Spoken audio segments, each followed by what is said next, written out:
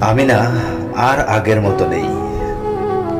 হয়তো মানুষ হিসেবে এখনো টিকে আছি, কিন্তু মনটা মনটা অনেকটাই বদলে গেছে।